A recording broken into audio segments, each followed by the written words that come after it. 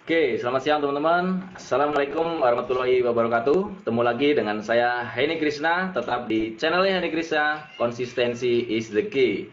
Jadi kunci keberhasilan dari bisnis trading adalah konsisten ya.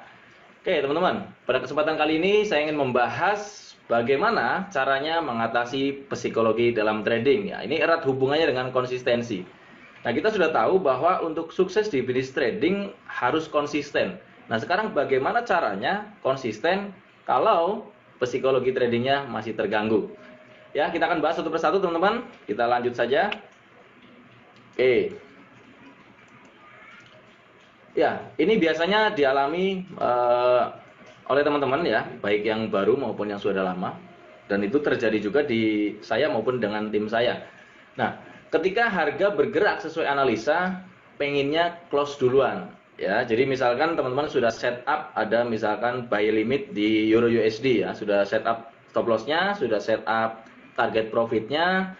Nah, dia sudah sampai TP1, kemudian nahan untuk ke TP2 dan TP3. Dia balik lagi ke area, kemudian sampai ke TP2 kurang dikit lagi, balik lagi. Nah, ini biasanya ingin sekali untuk close duluan ya, karena tadi sudah biru, ada juga tadi yang chat ke saya ya.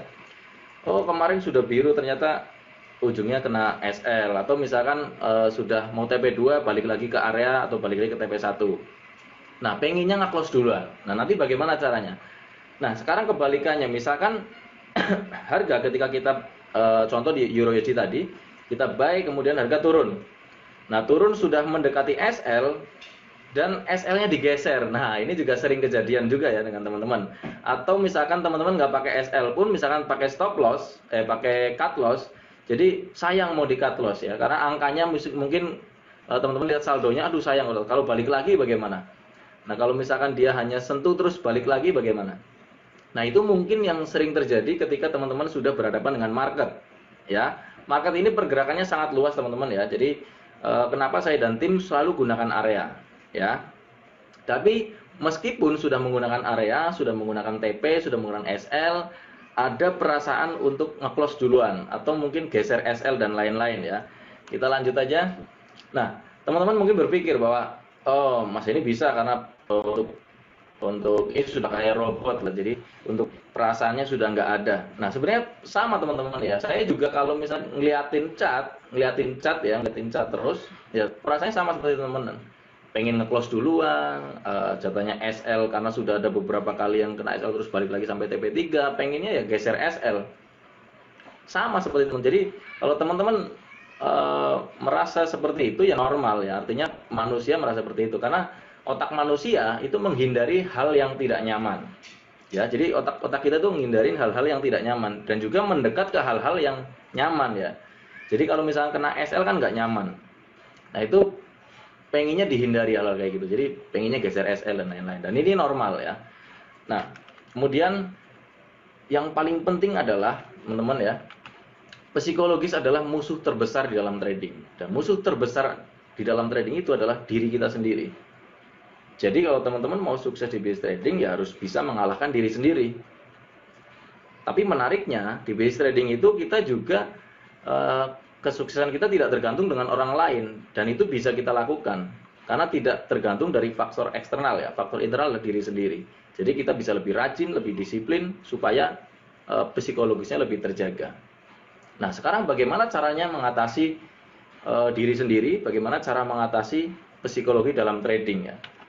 Nah, saya ada satu cara teman-teman ya, tapi mungkin ini cocok atau enggak dengan teman-teman. Nah, ini yang saya lakukan dengan tim saya. Ya.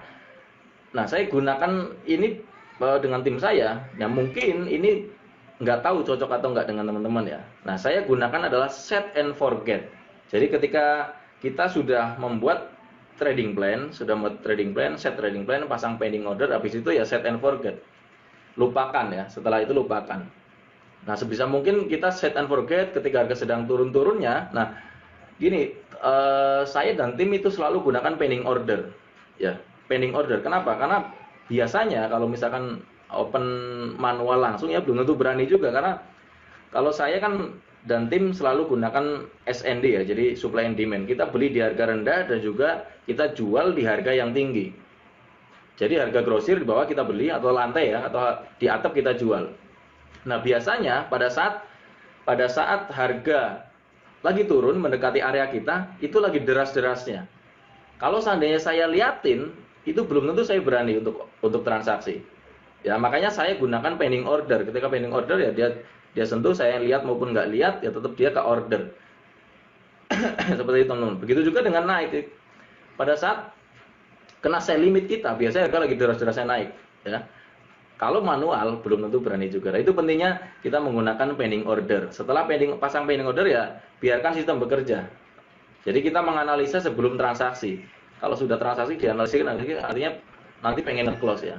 Nah, kalau misalnya kita nahan floating minus, nah banyak teman-teman yang bisa nahan floating minus, tapi begitu nahan floating profit itu yang agak susah.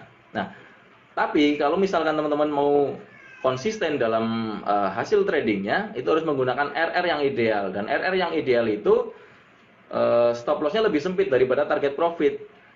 Jadi jangan nanti teman-teman akan biasa melihat floatingan biru itu jauh lebih lama daripada floatingan merah karena jarak stop lossnya sedikit. Nah, itu yang harus kita atasi ya. Jadi caranya itu set and forget ya. Nah, kalau teman-teman mengalami misalkan ini harga udah mau kena SL atau misalkan harga udah mau kena buy, apakah buy sekarang atau buy? Nah, itu normal saja karena saya juga mengalami itu dengan teman-teman. Ya, tapi caranya itu supaya kita terhindar dari psikologi dalam trading ya, jangan lama-lama liatin chart. Kita analisa juga 1 hari misalkan 1 jam ya. Ketika nggak ada peluang ya nggak usah transaksi. Nggak ada peluang nggak bikin plan. Tapi setelah plan berjalan sebaiknya tidak dilihatin. Nah, caranya bagaimana sih set and forget? Bisa nggak set and forget? Apakah nggak kepikiran gitu? Kita sudah set and forget, nanti kepikiran lagi. Tiba-tiba buka lagi chartnya ya. Nah, sudah ada SL, sudah ada TP pun masih pengen ngeliatin chart. Nah, sekarang bagaimana caranya supaya bisa set and forget? Nah, ada 3 cara teman-teman. Yang pertama, teman-teman harus memiliki rule yang jelas. Jadi teman-teman harus memiliki sistem trading yang sangat baku. Jadi cara analisanya sama, cara pendekatannya sama, taruh SL-nya juga sama, bukan berarti jarak pipsnya sama ya, tapi aturan-aturannya harus sama. Yang kedua, teman-teman harus setelah memiliki sebuah sistem trading yang baku, teman-teman harus menganalisa sebaik mungkin.